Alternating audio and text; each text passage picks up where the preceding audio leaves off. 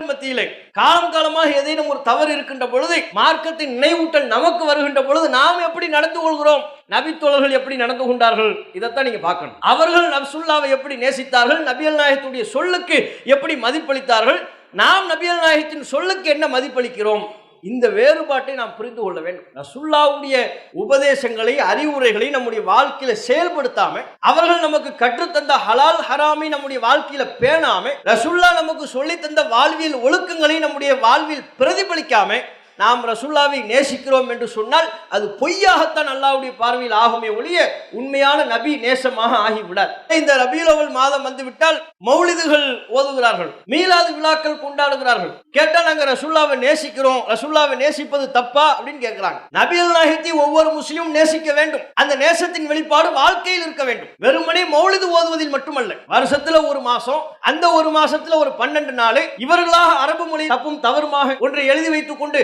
அதனை படித்து விட்டால் நபி நேசமாக ஆகிவிடுமா? ரசூலுல்லாஹ்வை நேசிக்கிறோம் அல்லாஹ் எடுத்துக்குவானா? அல்லாஹ் ஏமாந்துருவானா? அப்படி ரசூலுல்லாஹ் நமக்கு சொன்னாங்களா? இத்தனைக்கும் அந்த மௌலிதுகள்ல நபிகள் நாயகத்தின் நேசத்தை வெளிப்படுத்தும் விதமா ஏதேனும் இருக்கிறதா? ஒண்ணும் கிடையாது. அந்த மௌலிது எதுக்கு உருவாக்கப்பட்டதுன்னு சுந்தர தமிழில் சுபஹான மௌலிதுன்னு ஒரு புக் இருக்கு. சுபஹான மௌலிது இந்த ரபீஉல் அவ்வல் மாசத்துல அந்த மௌலிதை தான் ஓதுவார்கள். அந்த புத்தகத்துல நீங்க பார்த்தாலே தெரியும். அன்புக்குரிய சகோதர சகோதரிகளே, ஒரு முஸ்லிமை பொறுத்தவரை இவ்வுலகில் உள்ள எல்லாவற்றையும் விட நபிகள் நாயகம் ஸல்லல்லாஹு அலைஹி வஸல்லம் அவர்களை உளமாற நேசிப்பது நமது இறை நம்பிக்கையை வெளிப்படுத்தக்கூடிய முக்கியமான அம்சங்களில் ஒன்று. திருக்குர்ஆன் நமக்கு சொல்லித் தருகிறது, அந்நபியு அவுலா பில் முஃமினீன மின் அன்ஃபுஸிஹிம். இந்த நபி மூமின்களுக்கு தங்களுடைய உயிரை விடவும் மேலானவர். உலகத்தில் உள்ள எல்லாவற்றையும் விட தங்கள் உயிரை விடவும் மேலாக நபிகள் நாயகம் ஸல்லல்லாஹு அலைஹி வஸல்லம் அவர்கள் மீது நேசம் கொண்டிருக்க வேண்டும். உமர் ரலியல்லாஹு அன்ஹு அவர்கள் ஒரு முறை நபிகள் நாயகத்திடம், அல்லாஹ்வின் தூதரே, உலகத்தில் உள்ள எல்லாவற்றையும் விட தங்களை நான் நேசிக்கின்றேன், இல்லா மின் நஃப்ஸி, என்னை தவிர அல்ல, என்னை நான் முதன்மையாக நேசிக்கிறேன், அதற்கு பிறகு உங்களை நான் இரண்டாவதாக நேசிக்கிறேன், உங்களுக்கு அப்புறம் தான் இந்த உலகத்தில் உள்ள மற்ற எல்லாமும் என்று உமர் அவர்கள் ஒரு முறை சொன்னார்கள். அப்போது நபிகள் நாயகம் ஸல்லல்லாஹு அலைஹி வஸல்லம் அவர்கள் உமர் அவர்களுக்கு, இல்லை, உம்மை விடவும் அதிகமாக என்னை நீ நேசிக்க வேண்டும் என்று சொன்னார்கள். அப்போதுதான் இந்த வசனமும் அருளப்படுகிறது. உமர் ரலியல்லாஹு அன்ஹு அவர்கள் அல்லாஹ்வின் தூதர் அவ்வாறு திருத்தி சொன்னதற்கு பிறகு உடனடியாக, இப்போதிலிருந்து என்னை விடவும் மேலாக தங்களை நான் நேசிக்கின்றேன், என் விஷயத்தை விட என்னுடைய சொந்த விருப்பு வெறுப்பு எல்லாவற்றையும் விட தங்களை நான் நேசிக்கின்றேன் என்கிற கருத்தில் உமர் ரலியல்லாஹு அன்ஹு அவர்கள் தம்முடைய பதிலை நபிகள் நாயகம் அவர்களுக்கு சொன்னார்கள் என்பதை பார்க்கிறோம். நாம் அல்லாஹ்வின் மீது கொண்டிருக்கக்கூடிய ஈமான், இறை நம்பிக்கை முழுமை பெறுகிற பல்வேறு அம்சங்களில் ஒன்று ஒரு முஸ்லிம் எந்த அளவிற்கு நபிகள் நாயகத்தை நேசிக்கிறோம் என்பதை பொறுத்து. ஒவ்வொருவரும் நம்முடைய பெற்றோரை நாம் நேசிப்போம், சொந்த பந்தங்களை நேசிப்போம், நண்பர்களை நேசிப்போம். இந்த நேசத்தின் வெளிப்பாடெல்லாம் உலகத்தில் பல்வேறு நிகழ்வுகளின் மூலமாக வெளிப்படும். அதுபோல ஒரு முஸ்லிம் எந்த அளவிற்கு நபிகள் நாயகத்தை நேசிக்கிறார், அவர் எவ்வளவுக்கு உளப்பூர்வமாக நபிகள் நாயகத்தை நேசிக்கின்றாரோ அதற்கேற்ப அவருடைய ஈமானின் அம்சம் முழுமை பெறுகிறது. நபிகள் நாயகத்தின் மீதான நேசம் ஒரு முஸ்லிமுடைய உள்ளத்தில் இல்லை என்றால் அவருடைய ஈமான் குறை உடைய ஈமானாக, முழுமை பெறாத இறை நம்பிக்கையாக மாறிவிடுகிறது. நபிகள் நாயகம் சொன்னார்கள், லா யுமினு அஹதுக்கும் ஹத்தா அகூனா ஹப்ப இலைஹி மின் வாலிதிஹி வ வலதிஹி வன்னாசி அஜ்மஈன். உங்களில் ஒருவர் தம்முடைய பெற்றோரை விட, பிள்ளையை விட, உலகத்தில் உள்ள மக்கள் அனைவரையும் விட என்னை நேசிக்காதவரை நீங்கள் இறை நம்பிக்கையாளராக ஆக முடியாது என்று சொன்னார்கள். நபிகள் நாயகம் ஸல்லல்லாஹு அலைஹி வஸல்லம் அவர்களை நாம் அளவுக்கு அதிகமாக நேசித்தால் மட்டும்தான் அல்லாஹ்வின் பார்வையில் முழுமையான இறை நம்பிக்கையாளராக அங்கீகரிக்கப்படுவோம். அல்லாஹ்விடத்தில் நாம் முஃமினாக, முஸ்லிமாக அங்கீகரிக்கப்படுவதற்கு நம்முடைய உள்ளத்தில் நபிகள் நாயகத்தின் மீதான உளப்பூர்வமான நேசம் இருக்க வேண்டும். வெறுமனே ஒரு முஸ்லிம் நான் நபிகள் நாயகத்தை நேசிக்கிறேன் என்று சொன்னால் போதாது. இன்றைக்கு நீங்கள் எந்த முஸ்லிமிடம் கேட்டாலும், ஆமாம், நான் அல்லாஹ்வின் தூதரை நேசிக்கிறேன் என்று சொல்வார். நபிகள் நாயகத்தை தவறாக சித்தரித்து உருவப்படங்கள் வரைந்தாலோ அல்லது நபிகள் நாயகத்தை தவறாக சித்தரித்து சினிமா படங்கள் எடுத்தாலோ கோபப்படுவார். அதனை கண்டித்து நடைபெறுகிற ஆர்ப்பாட்டங்களில் பங்கெடுப்பார். இவைகளெல்லாம் ஒரு புறத்தில் நபிகள் நாயகத்தின் மீதான நேசம் என்றாலும் இவை மட்டுமே நபிகள் நாயகத்தின் மீதான நம்முடைய நேசத்தை வெளிப்படுத்துகிற அம்சம் அல்ல. ரசூலுல்லாவை யாரும் திட்டி விட்டால் எனக்கு கோபம் வருகிறது, ஆகவே நான் நபிகள் நாயகத்தை உளப்பூர்வமாக நேசிக்கிறேன், அப்படி சுருக்கிவிட முடியாது. நபிகள் நாயகத்தை நாம் நேசிப்பதின் பரிபூர்ணமான பொருள் என்னவென்றால், நபிகள் நாயகத்தை நம்முடைய வாழ்வில் எந்த அளவிற்கு நாம் பின்பற்றுகிறோம் அதில் தான் அடங்கியிருக்கிறது. ரசூலுல்லாவுடைய சொல்லுக்கு நாம் கட்டுப்பட்டு நடக்கின்றோமா?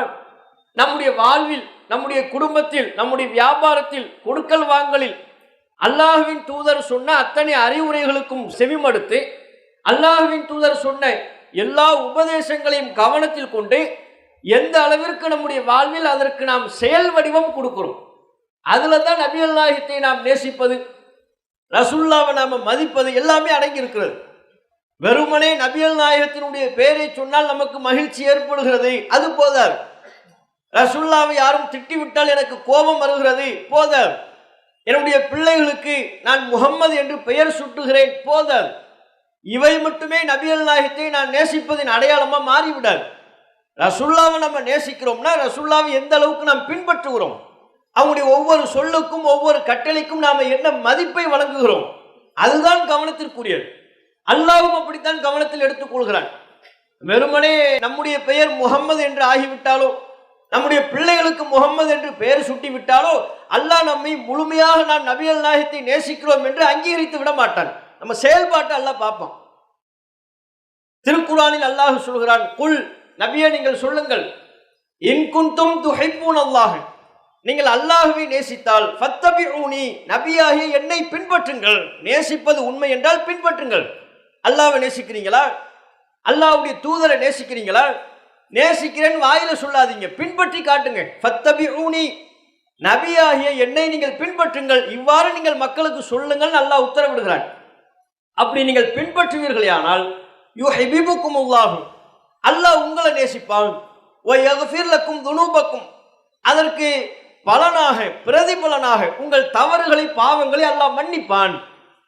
அப்ப அல்லாஹ்வினுடைய தூதரை நாம் நேசிப்பது உண்மை என்றால் நம்முடைய வாழ்க்கையில பின்பற்றணும்.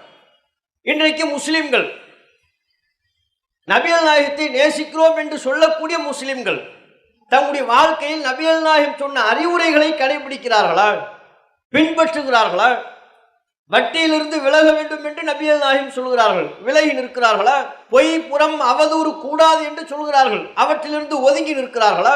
பிற மனிதர்களினுடைய உரிமைகளை பறிக்கக்கூடாது என்று நபிகள் நாயகம் சொல்கிறார்கள், அந்த வகையில் கவனத்தோடு தம்முடைய வியாபாரத்தை, கொடுக்கல் வாங்கலை அமைத்துக் கொள்கிறார்களா? அப்ப எந்த அளவுக்கு நாம ரசூலுல்லாஹ்வுடைய சொல்லுக்கு கட்டுப்பட்டு நடக்கிறோம், பின்பற்றுகிறோம், அது கவனத்திற்குரியது. நபித்தோழர்கள் நபிகள் நாயகம் ஸல்லல்லாஹு அலைஹி வஸல்லம் அவர்களை உளமாறு நேசித்தார்கள். அந்த நேசத்தை தங்களுடைய செயல்பாட்டில் வெளிப்படுத்தினார்கள். ரசூலுல்லாஹ் ஒன்று சொன்னா ஒரு கோடு போட்டு விட்டால் அந்த கோட்டை தாண்ட மாட்டார்கள். அல்லாஹ்வின் தூதர் ஒரு சொல்லை, ஒரு உத்தரவை பிறப்பித்து விட்டால் அது அவர்களுக்கு வெறும் சொல்லல்ல, அது செயலாக அவருடைய வாழ்க்கையின் ஒரு அங்கமாக மாறிவிடுகிறது. அந்த அளவிற்கு நபிகள் நாயகத்தினுடைய கட்டளைகளுக்கு அவர்கள் முக்கியத்துவம் வழங்கினார்கள். ஒரு நபித்தோழர் தங்கத்தினாலான மோதிரத்தை அணிந்திருக்கிறார்.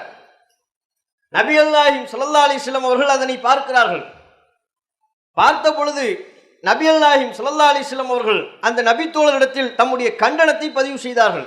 தங்கத்தை அணிந்திருக்கிறீர்களே, தங்கத்தினாலான நரக நெருப்பு உங்களுக்கு அணிவிக்கப்படுவதை நீங்கள் விரும்புகிறீர்களா அப்படின்னு அந்த நபித்தோழருக்கு ரசூலுல்லாஹ் அறிவுரை சொன்னார்கள், எச்சரிக்கை செய்தார்கள். ஆண்களுக்கு தங்கம் அணிவது தடை செய்யப்பட்டிருக்கிறது, பெண்கள் தங்க நகை அணியலாம். அப்போ ஒரு ஆண் நபித்தோழர் அறிந்தோ அறியாமலோ அவர் அணிந்திருக்கிறார். ரசூலுல்லாஹ் அதை பார்த்த உடனே, இதை போய் நீங்க அணியிறீங்களே, நரக நெருப்பினால் ஆன இதே போன்ற ஒன்று மறுமையில் உங்களுக்கு அணிவிக்கப்படுவது சந்தோஷமா, அப்படியான ஒரு தண்டனை உங்களுக்கு வேண்டுமா என்று கேட்டார்கள். ரசூலுல்லாஹ் இப்படி கேட்டதுதான் தாமதம். கேட்டதும் இல்லாம அவருடைய விரலில் இருந்து அந்த மோதிரத்தை எடுங்கி வீசி எரிந்து விட்டார்கள். வீசிட்டாங்க. ரசூலுல்லாஹ் கண்டிச்சுட்டு போயிட்டாங்க.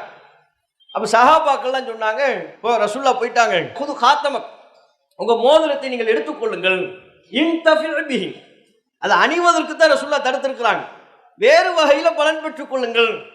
தங்கத்தை ஆண்கள் அணியக்கூடாது, பெண்களுக்கு கொடுக்கலாம், குடும்பத்தாருக்கு கொடுக்கலாம், அதனை உருக்கி வேறு விதமான பயன்பாட்டுக்கு மக்களுக்கு நாம பலனளிக்க செய்யலாம், அதை வித்து காசாக்கி கொள்ளலாம், அதற்கெல்லாம் மார்க்கத்தில் தடை இல்லை. அப்போ ரசூலுல்லாஹ் சென்றதற்கு பிறகு அந்த நபித்தோழரிடம் சொன்னார்கள், நீங்கள் உங்கள் மோதிரத்தை எடுத்துக்கொண்டு அதன் மூலம் பலன் அடைந்து கொள்ளுங்கள் அப்படின்னு சொன்னாங்க. அந்த நபித்தோழர் அதை எடுத்துக்கொள்ள மறுத்து விட்டார். ரசூல்லா அதனை தூக்கி எறிந்ததற்கு பிறகு நான் அதனை ஒருபோதும் எடுத்துக்கொள்ள மாட்டேன், எடுத்தா கூட தப்பில்லை. ஆனா அவர் சொல்றாரு, நான் எப்படி எடுப்பேன்? வக்கது தரஹு ரசூலுல்லாஹ், அல்லாஹ்வின் தூதர் என் கையிலிருந்து அதனை பிடுங்கி தூர எறிந்ததற்கு பிறகு அதனை நான் எப்படி எடுப்பேன்? இல்ல, அது ரசூலுல்லாஹ்வை அவமதித்ததாக ஆகிவிடக் கூடாது, ரசூலுல்லாஹ்வுடைய சொல்லுக்கு நான் கட்டுப்பட வேண்டும், ஆகவே அந்த மோதிரத்தை நான் எடுக்க தயாரில்லை என்று மறுத்தார் என்கிற செய்தியை முஸ்லிம் உள்ளிட்ட ஹதீஸ் கிதாபுகள்ல பார்க்கணும். அவர் எடுத்தா கூட தப்பில்லை, ஆனா அவருடைய ரசூலுல்லாஹ்வுடைய ஒரு சொல்லுக்கு, ரசூலுல்லாஹ்வுடைய ஒரு செயலுக்கு அவர்கள் கொடுத்த முக்கியத்துவத்தை பாருங்க. வேணாம்னு ரசூலுல்லாஹ் தூக்கி எறிஞ்சிட்டாங்க. அப்படி தூக்கி எறிந்ததற்கு பிறகு நான் எப்படி அதனை அணிவேன்? நான் எப்படி அதனை போய் எடுத்துக்கொள்வது? எனக்கு தடையாக இருக்கிற ரசூலுல்லாஹ் தூக்கி எறிந்ததே அதனை நான் போய் எடுப்பதற்கு தடையாக இருக்கிறது. இந்த அளவுக்கு நபித்தோழர்கள் ரசூலுல்லாஹ்வுடைய சொல்லுக்கு முக்கியத்துவம் கொடுத்தாங்க. இன்னும் ஒரு சம்பவத்தை நீங்க பார்க்கலாம். ஒரு முறை நபிகள் நாயகத்தை சுற்றி ஒரு 7 அல்லது 8 நபித்தோழர்கள் மட்டுமே, முஸ்லிமின் அறிவிப்பில் அப்படித்தான் இடம்பெறுகிறது, ஒரு 8 நபித்தோழர்கள் அமர்ந்திருக்கிறாங்க. 7 அல்லது 8 நபித்தோழர்கள் அமர்ந்திருக்கிறாங்க. அந்த 8 நபித்தோழர்கள்ட்ட ரசூலுல்லாஹ் கேட்கிறாங்க, என்னிடம் நீங்கள் உறுதிமொழி வழங்க மாட்டீர்களா, பையத்து செய்ய மாட்டீர்களா அப்படின்னு கேட்கிறாங்க. அந்த நபித்தோழர்கள் பதில் சொன்னார்கள், அல்லாஹ்வின் தூதரை, நாங்கள் தான் ஏற்கனவே பையத்து செய்திருக்கிறோமே அப்படின்னாங்க. திரும்பவும் ரசூலுல்லாஹ் கேட்டாங்க, என்னிடம் நீங்கள் உறுதிமொழி வழங்க மாட்டீர்களா அப்படின்ட்டாங்க. உடனே, நாங்கள் இப்போதே வழங்க தயாராக இருக்கிறோம், எதன் பேரில் பையத்து வழங்குவது கேளுங்க என்று அந்த நபித்தோழர்கள் ரசூலுல்லாஹ்ட்ட கேட்கும் பொழுது நபிகள் நாயகம் சொன்னாங்க, அல்லாஹ் துபாயுன ரசூலுல்லாஹ், இதுதான் அவங்க கேட்டது, அல்லாஹ்வின் தூதரிடத்தில் நீங்கள் பையத்து செய்ய மாட்டீர்களான்னு. இருமுறை கேட்டதற்கு பிறகு அவர்கள் தயார் என்று சொல்லியதற்கு பிறகு என்ன பையத்து செய்யணும் கேளுங்கன்ன உடனே ரசூலுல்லாஹ் சொல்றாங்க, அல்லாஹ்வை தவிர வேறு யாரையும் நாங்கள் வணங்க மாட்டோம், இப்படி எனக்கு பையத்து கொடுங்க, அடுத்தவர்களின் பொருளை நாங்கள் திருட மாட்டோம், இவ்வாறு நீங்கள் எனக்கு பையத்து வழங்க வேண்டும், வலா துஷ்ரிகு பிஹி ஷைஆ வஸ்ஸலவாத்தில் ஹம்ஸ் வதுதிஉ பிஹி, ஐவேளை தொழுகை நிலைநாட்ட வேண்டும், அல்லாஹ்வின் தூதருக்கு கட்டுப்பட வேண்டும், இந்த பையத்தை எனக்கு கொடுங்கன்னு ரசூலுல்லாஹ் கேட்கிறாங்க. அவங்க சொல்றாங்க. அதுல அல்லாஹ்வின் தூதர் இன்னொரு விஷயத்தையும் சேர்க்கிறார்கள், வலா தஸ்அலுன் நாஸ ஷைஆ, மக்களிடம் எதையும் கேட்காதீர்கள், எதையும் யாசிக்காதீங்க. நம்முடைய தேவை நமக்கென்று இருக்கின்ற பொழுது அல்லாஹ் நமக்கு தருகின்றவற்றை கொண்டு நம்முடைய தேவைகளை பூர்த்தி செய்ய கொள்ள வேண்டுமே தவிர யாசகம் கேட்கக்கூடிய நிலையை நம்ம விரும்பக்கூடாது. மக்கள்கிட்ட போய் எதையும் கேட்காதீங்க. இதையும் ரசூலுல்லாஹ் பையத்தில் சேர்க்கிறாங்க. ஏன்னா ரசூலுல்லாஹ்விடத்தில் பையத்து என்கிற இந்த ஆன்மீக உறுதிமொழியை, பையத் என்பது ஆன்மீக உறுதிமொழி, அது ரசூலுல்லாஹ்ட்ட இறை தூதர்கிட்ட தான் மக்கள் கொடுக்க இயலும். இன்றைக்கு நம்ம யார்ட்டையும் அவ்வாறு கொடுக்கணுங்கிற அவசியம்லாம் இல்லை, கொடுக்கவும் கூடாது. தூதர் இருந்தால் தூதர்கிட்ட கொடுப்போம், ஆட்சியாளர் இருந்தால் ஆட்சி சம்பந்தப்பட்ட விஷயத்துக்கு உறுதிமொழி கொடுப்போம். நீங்கள் சொல்லக்கூடிய சட்டத்திட்டங்களுக்கு நாங்கள் கட்டுப்பட்டு நடப்போம், நீங்கள் சொல்லுகிற நிர்வாக சட்டத்திட்டங்களுக்கு நாங்கள் கட்டுப்பட்டு, ஆட்சிக்கு கட்டுப்பட்டு நடப்போம்னு ஆட்சியாளருக்கு பையத்து கொடுக்கணும். இறை தூதராக இருந்தால் அவங்க சொல்லக்கூடிய மார்க்க சட்டத்திட்டங்களுக்கு நாங்கள் கட்டுப்பட்டு நடப்போம்னு இறை தூதர்கிட்ட கொடுக்கணும். இப்படி இருக்கின்ற பொழுது யார் பையத்து வாங்க வருகிறார்களோ அவர்களுடைய தன்மைக்கு ஏற்ப ரசூலுல்லாஹ் சில விஷயங்களை கூடுதலாக கேட்பாங்க. எல்லாத்தையும் பிரதானமாக ரசூலுல்லாஹ் கேட்கறது அல்லாஹ்வுக்கு இணை கற்பிக்க கூடாது, அல்லாஹ் மட்டும்தான் வணங்கணும், பெண் குழந்தைகளை கொன்று விடக்கூடாது, புதைத்து விடக்கூடாது, அடுத்தவர்களுடைய பொருளாதாரத்தை திருடக்கூடாது, இதெல்லாம் எல்லாத்தையும் கேட்பாங்க. சில பேர்கிட்ட உங்க பண்புக்கு தக்க பெண்கள் பையத்து செய்ய வந்தாங்கன்னா அவங்ககிட்ட ரசூலுல்லாஹ் கேட்பாங்க, நாங்கள் ஒப்பாரி வைக்க மாட்டோம்னு என்ற பையத்து செய்யுங்க. ஏன்னா பெண்கள்கிட்ட ஒப்பாரி வைப்பது ஒரு குறையாக இருந்தது. ஆதலால் பெண்களிடம் அல்லாஹ்வின் தூதர் கைப்படாம வாய்மொழியாக உறுதிமொழி எடுப்பார்கள், நாங்கள் ஒப்பாரி வைக்க மாட்டோம், இப்படி பையத்து செய்யுங்கன்னு கேட்பாங்க.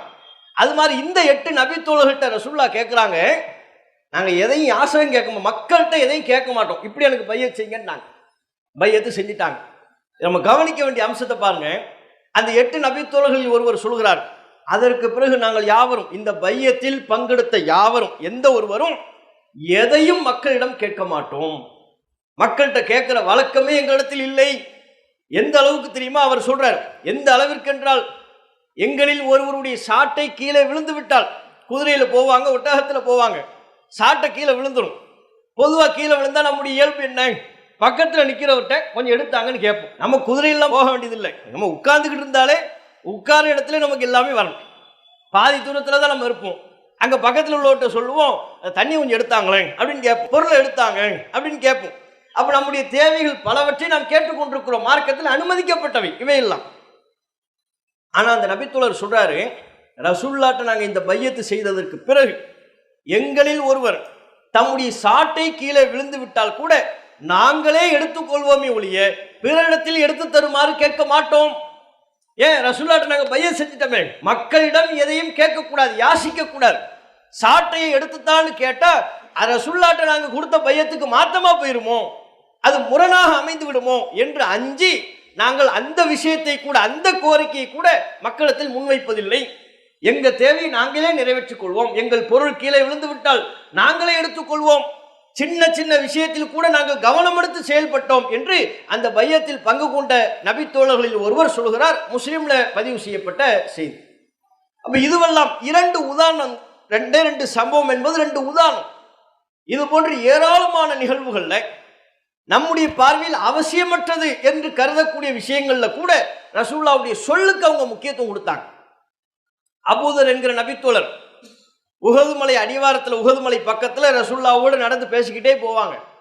ஒரு பகுதி வரும், அங்கே உட்கார சொல்லிட்டு ரசூலுல்லாஹ் கொஞ்சம் சற்று தொலைவில் போவாங்க. உட்கார சொல்லும்போது சொல்லுவாங்க, அபூதர் இங்கே உட்காருங்க, இந்த வந்துடுறேன், நான் வர்ற வரையும் இடத்த விட்டு நகராதீங்க அப்படின்னு சொல்லிட்டு போவாங்க. அங்கே போகும்போது ஜிப்ரீல் அலைஹிஸ்ஸலாம் அவர்கள் வந்து ரசூலுல்லாஹ்வுக்கு இறை செய்தி, தூது செய்தி அருளப்பட்டு விடும். பயங்கரமான சப்தம் கேட்கும். அங்கு நடப்பது எதுவுமே அபூதர் அவர்களுக்கு தெரியாது. பயங்கர சப்தம் கேட்ட உடனே அவர் எழுந்துருவார். உட்கார்ந்த இடத்திலிருந்து எழுந்து, என்ன இப்படி சத்தம் கேட்குது, ரசூலுல்லாஹ்வுக்கு என்னாச்சு ஏதாச்சு என்று தெரியவில்லையே, கண் பார்வையில் ரசூலுல்லாஹ் தெரியவில்லை, என்னாச்சுன்னு தெரியல, போய் பாப்பமா அப்படின்னு எழுந்து போகும்பொழுது அவர் சொல்லுகிறார், லக்கர்து கௌல ரசூலில்லாஹ், அல்லாஹ்வின் தூதர் என்னை விட்டு செல்லும் பொழுது எனக்கு சொன்னது ஞாபகத்திற்கு வந்தது. ரசூலுல்லாஹ் என்ன சொன்னாங்க? அல்லாஹ்வின் தூதர் சொன்னார்களா, தப்ரஹ் ஹத்தா ஆத்தியக்க, நான் வர்ற வரையிலும் இடத்த விட்டு நகராதன்ட்டாங்களே. போகும்போது ரசூலுல்லாஹ் கேஷுவலா சொன்ன வார்த்தை, இங்கே உட்காருங்க, இந்த வந்துடுறேன் அப்படின்னு சொல்லுவோம்ல, அது மாதிரி நபிகள் நாயகம் சொன்னாங்க, இங்க உட்காருங்க அபூதர் அவர்களே, இந்த வந்துடுறேன், நான் வர்ற வரையிலும் இடத்த விட்டு நகராதீங்க. இப்படி சொன்ன ஒண்ணு பயங்கர சப்தம் கேட்குது. என்ன சப்தம்னு அவருக்கு தெரியலை. ரசூலுல்லாஹ்வுக்கு என்னாச்சு ஏதாச்சுன்னு பயத்துல போய் பார்க்கலாம் நினைக்கும் பொழுது அவர் சொல்லுகிறார், அல்லாஹ்வின் தூதர் சொன்ன அந்த வார்த்தை என்னுடைய காதில் ஒலித்தது, நான் வரும் வரை இடத்தை விட்டு நகராதே. இப்படி ரசூலுல்லாஹ் சொன்னதற்கு பிறகு நான் எப்படி இடத்தை விட்டு நகர்வது, அங்கேயே நின்று விட்டேன், அங்கேயே அமர்ந்து விட்டேன் என்று சொல்கிறார். அதுக்கப்புறம் ரசூலுல்லாஹ் வந்தாங்க, அங்கு நடைபெற்ற நிகழ்வை சொன்னார்கள். அந்த சப்தத்தை நீங்கள் கேட்டீர்களா என்று கேட்டார்கள். ஆமாம் நான் கேட்டேன் என்று அபூதர் அவர்கள் சொன்னார். ஜிப்ரீல் அலைஹிஸ்ஸலாம் அவர்கள் வந்தார்கள், எனக்கு இறை செய்தியை சொன்னார்கள், உம்முடைய சமுதாயத்தில் அல்லாஹ்விற்கு இணை கற்பிக்காமல் யார் மரணிக்கிறாரோ அவர் சொர்க்கம் செல்வார், இந்த செய்தியை எனக்கு தெரிவித்தார்கள். அவங்க வந்ததினுடைய விளைவாக எழுந்த சப்தம் தான் அது. பயங்கரமான சப்தம் கேட்டதல்லவா, ஜிப்ரீல் அலைஹிஸ்ஸலாம் அவர்கள் வந்த நிகழ்வின் வெளிப்பாடு, அதனால் ஏற்பட்ட சப்தம் நடந்ததை சொன்னாங்க. இதில் நம்ம கவனிக்க வேண்டியது, அபூதர் அவர்கள் ரசூலுல்லாஹ்வுடைய சொல்ல எடுத்துக்கொண்ட விதத்தை பாருங்க.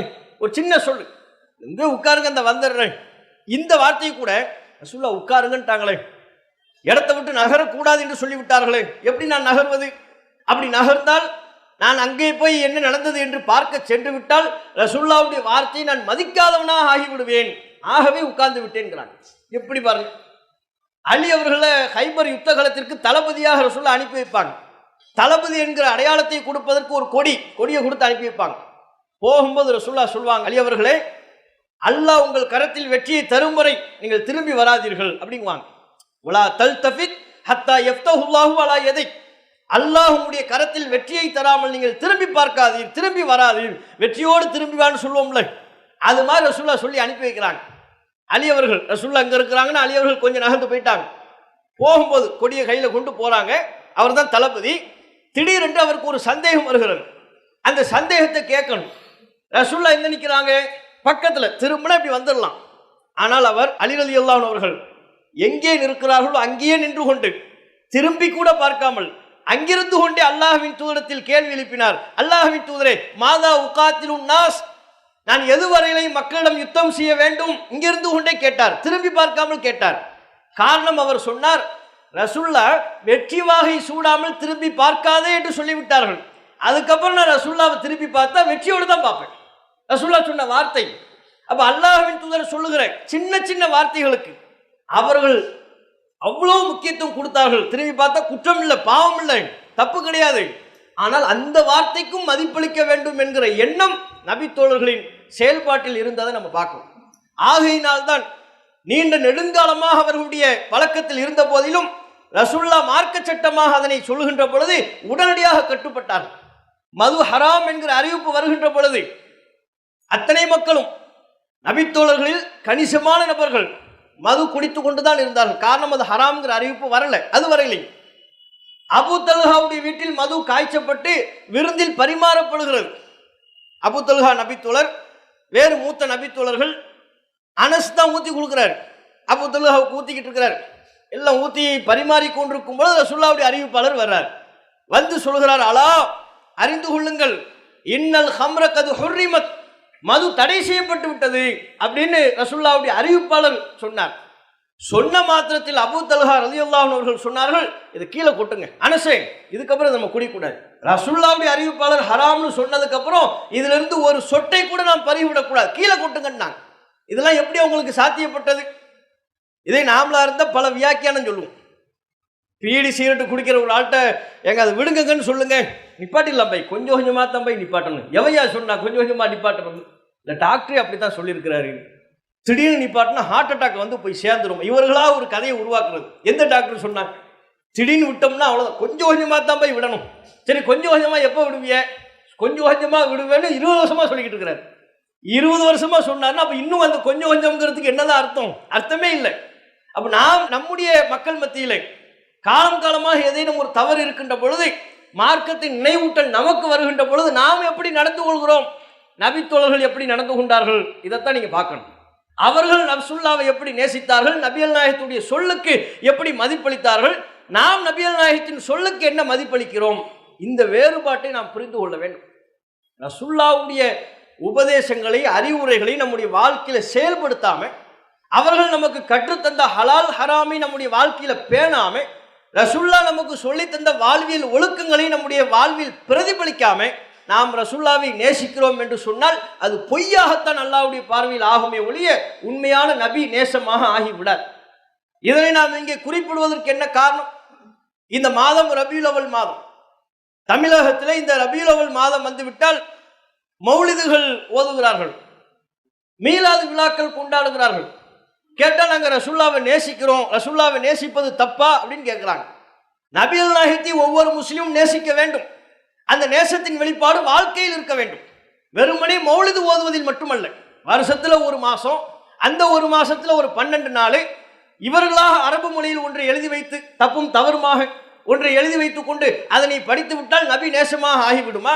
ரசூலுல்லாஹ்வை நேசிக்கிறோம் நல்லா எடுத்துக்குவானா? அல்லாஹ் ஏமாந்துருவானா? அப்படி ரசூலுல்லாஹ் நமக்கு சொன்னாங்களா? இத்தனைக்கும் அந்த மௌலிதுகள்ல நபிகள் நாயகத்தின் நேசத்தை வெளிப்படுத்தும் விதமா ஏதேனும் இருக்கிறதா? ஒன்றும் கிடையாது. அந்த மௌலிது எதுக்கு உருவாக்கப்பட்டதுன்னு சுந்தர தமிழில் சுபஹான மௌலிதுன்னு ஒரு புக் இருக்கு. சுபஹான மௌலிது, இந்த ரபியுல் அவ்வல் மாசத்துல அந்த மௌலிதை தான் ஓதுவார்கள். அந்த புத்தகத்தில் நீங்க பார்த்தாலே தெரியும். அதுல சொல்வார்கள் பாருங்க, இந்த மௌலித மன்னர் அபுல் முதஃபர்ங்கிற ஒரு மன்னர் தான் ஒரு காலத்தில் உருவாக்குனாராம். அவரு எப்படி உருவாக்குனாரால், அவ்விருந்தில், அதாவது மாநபி ஸல்லல்லாஹு அலைஹி வஸல்லம் மௌலிதை ஒட்டி இந்த அல் மலிக்குல் முலஃபர் அபு சயீத் என்கிற இந்த மன்னர் ஏற்பாடு செய்த விருந்து வைபவத்தில், எது மௌலிதை ஒட்டி ஒரு விருந்து வைக்கணுமா, அந்த விருந்து வைபவத்தில் மன்னர் செய்த ஏற்பாடு என்ன தெரியுமா? ஒரு முறை அதில் பங்கேற்றவர்கள் ஒருவர் கூறுகிறார், மௌலிதை ஒட்டி ஒரு விருந்து ஏற்பாடு மன்னர் பண்றாரு, அதுல என்னென்னலாம் இருந்துச்சுங்கிறத சொல்றாங்க. அவ்விருந்தில் சமைக்கப்பட்ட 5000 ஆட்டு தலைகள், மௌலிது இதான் ரசூலுல்லாஹ்வுடைய நேசம். 5000 ஆட்டு தலைகள், 10,000 கோழிகள், 1,00,000 வெண்ணெய் பலகாரங்கள், 1,00,000 ஸ்வீட்டு வெண்ணெய் பலகாரங்கள், 30,000 ஹல்வா தட்டைகள் இருந்தன. அந்த விருந்தில் ஞானிகள் மற்றும் சூஃபிகள் அவர்களின் தலைவர்களும் பங்கேற்றனர். லுஹர் முதல் சுபுஹ் வரை சூஃபிகளுக்காகவே மன்னர் தனியாக ஒரு இசையரங்கம் ஏற்பாடு செய்தார். அதில் பாடப்பட்ட பேரின்ப பாடல் கேட்டு குதித்து கழித்த சூஃபிகளுடன் சேர்ந்து மன்னரும் பக்தி பரவசத்தோடு ஆடினார். ஆண்டுதோறும் 3,00,000 ரூபாயை மன்னர் முலஃபர் மாநபி ஸல்லல்லாஹு அலைஹி வஸல்லம் அவர்களின் மௌலிதுக்காகவே செலவிட்டார். அந்த புக்கில் இருக்கு, நம்ம உருவாக்குனது இல்லை. சுந்தர தமிழில் சுபஹான மௌலிதுங்கிற அந்த புக்கில் பக்கம் 13 இது இருக்கு. மன்னர் தான் உருவாக்குறார் இந்த நடைமுறையை. முந்தைய காலத்தில் எவ்வளவு 5000 ஆட்டுத்தலை, ரசூலுல்லாஹ் மேல வச்ச நேசத்துக்கும் ஆட்டுத்தலைக்கு என்ன சம்பந்தம் இருக்கு? 10,000 கோழி, ஹல்வா தட்டு, வெண்ணெய் பலகாரம், இதுக்கும் மௌலதுக்கு என்னங்க சம்பந்தம்? இதுக்கும் ரசூலுல்லாஹ்வுடைய நேசத்துக்கு என்ன சம்பந்தம்? இசை ஏற்பாடு வேற பண்ணார், சூஃபி பாடல்கள் இசை ஏற்பாடு பண்ணாராம். அதை கேட்டுக்கிட்டு மன்னரும் ஆட மக்களும் ஆட, ஆட்டம் பாட்டத்துக்கு பேரும் ரசூலுல்லாஹ்வுடைய நேசமா? அதானே இன்றைக்கு நடக்கிற. அதனுடைய தொடர்ச்சியாகத்தான் முற்காலத்தில் மன்னர்கள் அவங்க தங்களுடைய தனிப்பட்ட நலன்களுக்காக தங்களுடைய மூட நம்பிக்கையின் வெளிப்பாடாக ஏற்பாடு செய்த ஒன்றைத்தான் இன்றைக்கு முஸ்லிம் சமூகம் அறியாமின் காரணத்தினால் வணக்கம் என்று நம்பி செய்து கொண்டிருக்கிறது. இது எப்படி வணக்கமாகும்? நபிகள் நாயகம் ஸல்லல்லாஹு அலைஹி வஸல்லம் அவர்கள் சொன்னார்கள், மன் அமில அமலன் லைஸ அலைஹி அம்ருனா ஃபஹுவ ரத்துன். நாம் உத்தரவிடாத ஒரு அமலை யார் செய்வாரோ அது அல்லாஹ்வால் ஏற்கப்படாது, நிராகரிக்கப்படும். ரசூலுல்லாஹ் சொல்லிட்டாங்க. நாம ஒன்று அமல், ஒரு இபாதத், ஒரு வணக்கம்னு ஒன்றை செய்வதாக இருந்தால் ரசூலுல்லாஹ் கற்றுத்தரணும். மௌலிது ரசூலுல்லாஹ் கற்றுத்தரவில்லை. அது போக அதில் ஏராளமான இணைவைப்பு காரியங்கள். ரசூலுல்லாஹ்வை போய் நீங்கள் தான் எங்கள் பாவங்களை மன்னிக்கணும் அப்படின்னு சொல்கிறாங்க, எங்கள் குற்றங்குறைகளை போக்க வேண்டும் என்கிறார்கள். ரசூலுல்லாஹ் பேரில் பல பொய்களை, ஜிப்ரில் அலைஹிஸ்ஸலாம் அவர்கள் பேர்லேயே பொய்யை சொல்கிறாங்க. சுபான மௌலிதில் ஒரு ஹிக்காயத் என்று சொல்வார்கள், அதில் இடம்பெறுகிறது யா சய்யிதி என்ற அந்த அரபு பாடலுக்கு முன்பாக இடம்பெறுகிறது. இந்த ஹிக்காயத்தை பாடியவர், இந்த ஹிக்காயத்தை சொன்னவர் ஒரு கருத்தின்படி ஜிப்ரில் அலைஹிஸ்ஸலாம் அவர்கள் ஆவார்கள். யார்? சுபான மௌலிதை யார் ஓதியிருக்கிறார்? ஜிப்ரில் அலைஹிஸ்ஸலாமே ஓதிட்டாங்களாம். அது என்ன பைத்து? யா சய்யிதி யா ரசூலல்லாஹ் குதுபியதி, என்னுடைய தலைவரே, அல்லாஹ்வின் தூதரே, என் கையை பிடியுங்கள். மாலி சிவாக்க உலா அல்வி இலா ஹதின், நான் ஒதுங்குவதற்கு உங்களை தவிர வேறு எனக்கு போக்கிடம் இல்லை என்று ஜிப்ரில் அலைஹிஸ்ஸலாம் அவங்க சொன்னாங்களாம் அப்படின்னு அந்த மௌலிதில் எழுதியிருக்கிறாங்க. மனிதர்கள் பேரில் பொய் சொன்னதை தாண்டி, ரசூலுல்லாஹ் பேரில் பொய் சொன்னதை தாண்டி, மலக்குகளின் பேர்லேயே பொய். ஜிப்ரில் அலைஹிஸ்ஸலாம் அவங்க அப்படி படித்தாங்களா? ஜிப்ரில் அலைஹிஸ்ஸலாம் அவங்க சொன்னாங்கிறதுக்கு என்ன ஆதாரம்? இப்படி பொய்யும் புரட்டுக்களும் நிறைந்ததாக, அல்லாஹ்வுக்கு இணை கற்பிக்கக்கூடிய அபத்தமான பல வரிகள் நிறைந்ததாகத்தான் மௌலிதுகள் இருக்கிறது. அது ஒருபோதும் இறை வணக்கமாகாது. நபிகள் நாயகத்தை நாம் நேசிக்கிறோம் என்றால் அந்த நேசத்தை ரசூலுல்லாஹ்வுடைய சொல்லுக்கு நாம் எந்த அளவுக்கு நம்முடைய வாழ்க்கையில கட்டுப்பட்டு நடக்கணும், எவ்வளவுக்கு எவ்வளவு நம்ம வாழ்க்கையில ரசூலுல்லாஹ்வை பின்பற்றுகிறோம் என்பதில் தான் இருக்கிறது. அதனை புரிந்து நடக்கிற நன்மக்களாக அல்லாஹ் ரப்புல் ஆலமீன் நம் அனைவரையும் ஆக்கி அருள் புரிவானாக என்று கேட்டு என்னுடைய முதல் உரையை நிறைவு செய்து கொள்கிறேன். அல்லாஹு அக்பர், அல்லாஹு அக்பர்.